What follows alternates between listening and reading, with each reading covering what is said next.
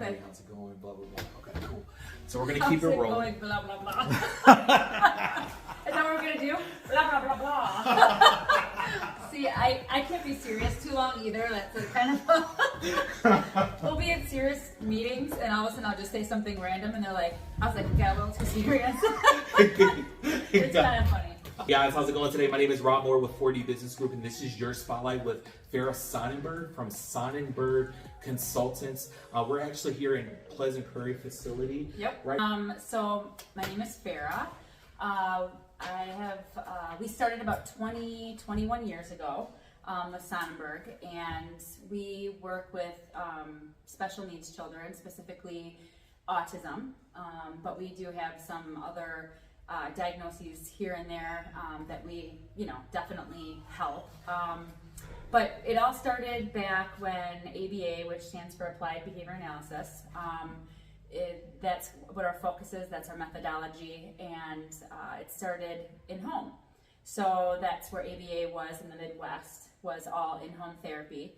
And what I had decided at that time was, we were in home for many years, but then I was like, how do we generalize these skills that we're working on into the school system?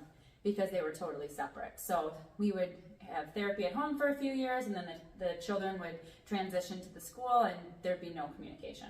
Big problem. So that's why we emerged and started Sonnenberg School, which we've had for about 5 or 6 years. That's kind of a key partner with us as far as that transition goes, and then consultants. And so we have a center-based program now. And so we have different phases that we work with kids. We try to get them as young as possible. So between a year or 2 years is typically what we like to do. And then we have a couple of years of ABA. And then we have phases, and we get them ready for school. We call it our school readiness program. And then they transition to the school. So if it can be Sonnenberg School, or if it's a home school or a public school, we obviously want them to be where it's appropriate. So we have 2 locations. We have our Pleasant Prairie location, and then we have our Mount Pleasant location. And we have a lot of Milwaukee people coming to the Mount Pleasant, and then around here it's mainly Kenosha area. And then the coolest thing is we have added our high school. This was our first year here in Pleasant Prairie, and that's been really cool. And we have our day program and our adult program. So we have a lot going on. You have an adult program too? Yep, we have an adult program. Okay. So Nicole runs that. She's very passionate with her team, lots of teamwork, lots of people in that. And our next goal is to go into independent living. So a lot of our students or learners, that they go into an independent living facility so that they can live on their own and do what they need to do. And so that's kind of what we're developing now, and hopefully the next year or 2. So we're really excited about that. We also work on getting our learners out in the community so they're independent with jobs. So we do have what we would call like our school shop, or and they do coffee and different kinds of candy, and I'm trying to think what else we have in there. Soda, we're trying to do sub sandwiches and things like that. And they do everything. They take care of the whole store, the whole,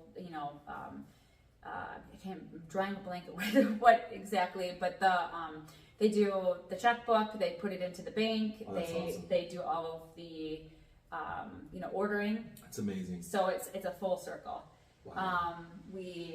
So the whole idea is to get them when they're younger, and we want to be inclusive. So the next goal is everybody to come. So the parents drop off all of their kids. So the Sonnenberg School is, for anybody, any ability. I love that. So that was originally how we had started, but it just was slow starting. So then we started focusing, and now we're kind of branching back out. Wow. So it's just all inclusive. That is amazing. Yeah. So a lot has happened in the last 20 years. Wow, that is a lot. Yeah. I love it though. So you have your different facilities, you're affecting people. You started out with young children, and then from being focused on the young children, then it went to, hey, you know what, let's start focusing on a little bit older children. Then you got to the high school, and now you're doing adult living as well. So the transitioning and things of that nature, so they can do the independent living on their own. That's important. I know me myself, I had a nephew that was he was only a couple of years younger than me. I had my family's kind of different. Some of them are a lot older. So my father was in his 80s when he passed, and my mom was in her 60s when she passed. But I had a nephew, and he went through some programs and things of that nature were very beneficial for him. And he had, a person that would take care of a lot of his finances or financials. And he got to live in his own apartment, or he'd room with, a couple other individuals as well or whatnot. So I think this is definitely needed. For sure, definitely needed, for sure. And we get them ready here, so they come here. We give them kind of like a job coach type of, is what the goal is, to get them back out in the community. And we've created jobs here. So even we have the adult program, they're doing laundry, if that's what they, that's their area. They do lunch, and we have some people that are interested in maybe cutting the lawn, those kind of things, and just anything that they're interested in. So we figure out what they're interested in, and then we're trying to expand on that. So that's kind of our next goal. So we have we went full circle. Wow. That we just went the full circle of, you can come in here at any age, which is very different. Yeah. Most places focus on little guys. There's companies that only take 2-3-year-olds. That's it. And then once you hit 18 to 21, which is the school age, there's very little out there. Oh my gosh. Very, very little. It's like, oh, well, we're, there doesn't stop there, so the funding is not good. So that's why a lot of people stop, because the funding drastically decreases. So we're working with that. We're working on that. Like, what do we do with that so we can sustain that and keep, moving forward. So there's just a lot of different things, but that's kind of our next goal. That is amazing. That's amazing. So how many places here in Wisconsin do what you do? That's a good question. There's nobody that does exactly what we do. So this is very unique. Most specialize in the majority little kids, because early intervention is definitely proven. The earlier and for what we do. So, because we're retraining the brain essentially. So kids, you look at what people do for stroke victims. They retrain the brain so they can relearn how to use their limbs and those kind of things. We're doing something very similar. We're retraining so kids that have never talked can speak, and so we have a system for that, all using positive reinforcement and things like that, and cause and effect, those kind of things. But it's very systematic, but what makes us different too is we use the natural environment and with the other kids, and we set up the environment to change, to adjust so kids can be successful. We really want kids not to be fixed or anything like that. That's a very old methodology in ABA, is that person needs to be fixed. That is not what we do. We very much want to take how awesome that kid is and their talents and what their focus is and just what their interests are, and we want to help them learn through those areas. So for example, if a kid really likes trains or airplanes or something like that, we'll use all those things to get them to want to talk, so they can, because you have kids that are tantruming, falling to the floor, or whatever, crying, screaming, because they're trying to get someone's attention. I need that. I'm hungry. I have to use the bathroom, or I'm gonna just potty training is a big thing. So we use all those things so we can start using and working on their communication, whether that's verbal or nonverbal. So that's what we do. So we don't say oh, you need to fit in this box and you need to do this. We go, how do we, make us interesting? How do we make us reinforcing? Because that's what socialization is. You're reinforced to socialize, typically. Otherwise, it's very forced and short, and you're done, right? Exactly. So we want to create that socialization and that connection. That's what we call it. So it's a connection.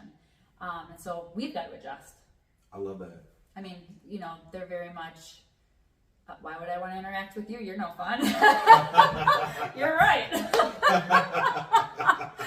So, and then once we start doing that, we show what we have to give to that relationship, you know, and so then they start to become interested in us because we show them that back and forth, which of course creates a better quality of life because they can get their wants and needs and go to the bathroom and be able to communicate with other kids and see that how great that is. That's huge. You know, you I mean, otherwise you have so that's another thing in ABA is if it's done the opposite of that, where you are forcing a kid to acclimate to what you're doing, it becomes very rote and robotic, and that can't happen if it's forced the wrong way.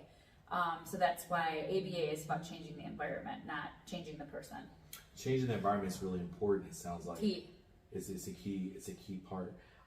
When did you find that out? Did you find out that changing the environment was a good idea? Was that from experience, or was that maybe from learning that, or both. Tell me about that. Okay. Yeah, both. We're trained, so you go to school and you learn this, and there's not a lot of undergrad programs, but in your master's program, so BCBAs, they're called Board Certified Behavior Analysts, which oversee the programs. And that's how you're trained. But just like anything, just like if you see a doctor, doctors can give you all different opinions about the same thing. It's the same thing with behavior analysts.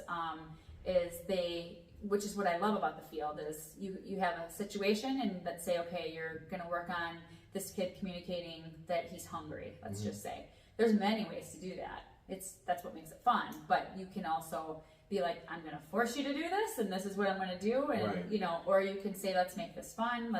Again, it's not all perfect, I mean, you're going to go through times of crying and things like that because they don't understand, and they're like, when I cried or I hit you before, it created what I wanted, because people scramble, oh, you want this, and that's their word then, is that hit, because it worked, so you have to undo that. So there will be a period of time that it can sometimes be a little bit more challenging, but once they realize that I say, or I touch a picture of whatever it is they might want, cracker or whatever, they realize, oh, that worked, so I could do this, and now this produced what I wanted.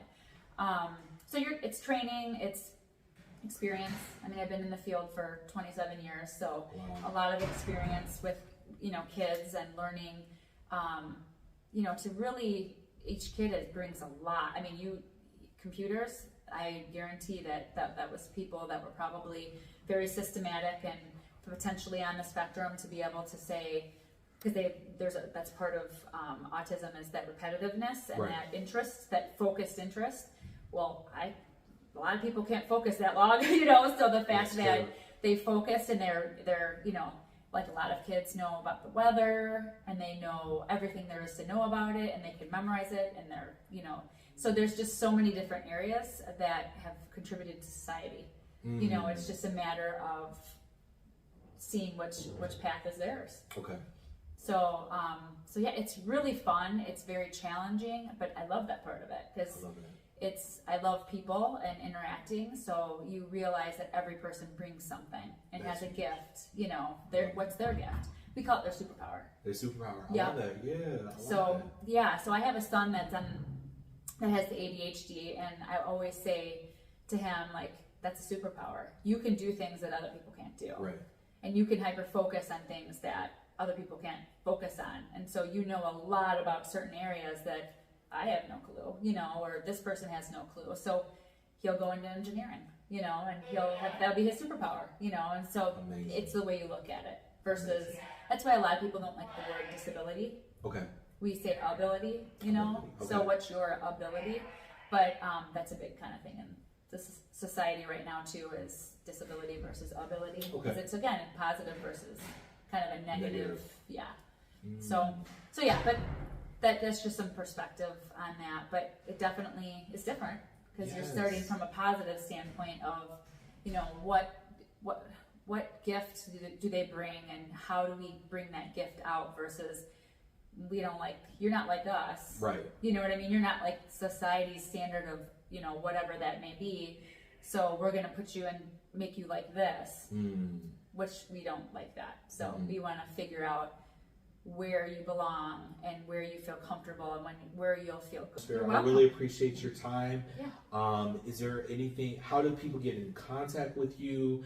I know there's a lot of people who have, children or friends or family or whatnot that have special needs or, have autism or something of that nature. I know that I know some people in Illinois, I know some people here in Wisconsin, and they don't know how to get to those services or whatnot. How do they find you? Where do they look you up at? Tell us more about that. Well, you can go to the website, which is sonnenbergllc.com. Sure. is a way to go and get information. We're always looking for great staff members that also want to get into this field, so that's really important because we're always hiring for that. And families, you can go right to the website too, and you can go on and just apply right there or get the information. There's phone numbers on there, but there's also paperwork. Okay. So you can go on there and fill out some paperwork, and we'll call you back. Awesome. So it's pretty cool that way. But everything should be on there. But yeah, we're always looking for great team members too. That is exciting, yes, because you're growing and just you're continuing to grow. Yep.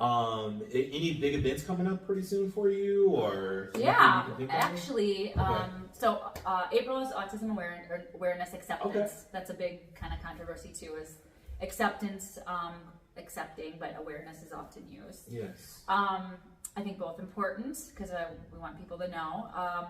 But the second, we are doing an event for all families that want to bring their kids. It's a sensory-friendly atmosphere at this. I think it's called the Skate Barn, or it's a skate place in Burlington. It's a skating place from 8 to 10 on the 2nd. It's a Saturday. Oh, that and sounds everybody's fun. welcome to come out there, and yeah. So they're gonna dim the lights and have it less stroby and loud and that kind of stuff. So we'll be out there for 2 hours. Everybody's welcome to come out for that event. Nice. For the autism acceptance, we'll have a lot of staff and families there, and then we'll be also at a job fair at Carthage. I think it's the 13th or something. 13th. Awesome. Yeah, something like that. It's the job fair over at Carthage, and so we'll be there if anybody wants to stop by and see us or interested. So those are the ones that are coming up.